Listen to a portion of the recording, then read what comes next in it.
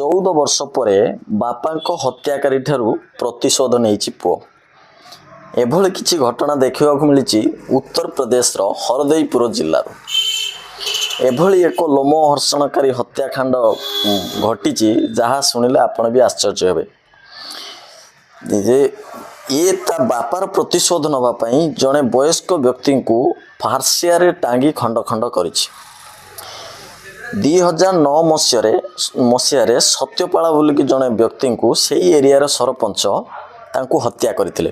ତେଣୁକରି ସେ 14 ବର୍ଷ କାରାଦଣ୍ଡ ଭୋଗିଥିଲେ। ଆଉ 14 ବର୍ଷ ଜେଲ୍ ଭୋଗି ଯେତେବେଳେ ଗାଁକୁ ଫେରିଥିଲେ ସେତେବେଳେ ସେ ଗାଁରେ ବୁଲୁଥିଲେ।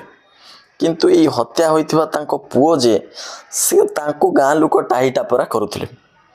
ତେଣୁକରି ଏଇ ଗାଁ ଲୋକଙ୍କ ଟାହିଟାପରା ନ ସମ୍ଭାଳି ପାରି ସାଙ୍ଗମାନଙ୍କ ସହିତ ମିଶି ସେ ତାଙ୍କୁ ଗୋଟେ ଫାର୍ସିଆ ନେଇ ଟାଙ୍ଗିଆ ଯାହାକୁ କୁହନ୍ତି ସେଇ ସରପଞ୍ଚଙ୍କ ଖଣ୍ଡ ଖଣ୍ଡ କରିଦେଇଥିଲା। ଏହାପରେ ପୋଲିସ ତାକୁ ତା ସାଙ୍ଗମାନଙ୍କୁ ସମସ୍ତଙ୍କୁ ଆରେଷ୍ଟ କରି ଜେଲ୍ ପଠାଇ ଦେଇଛି।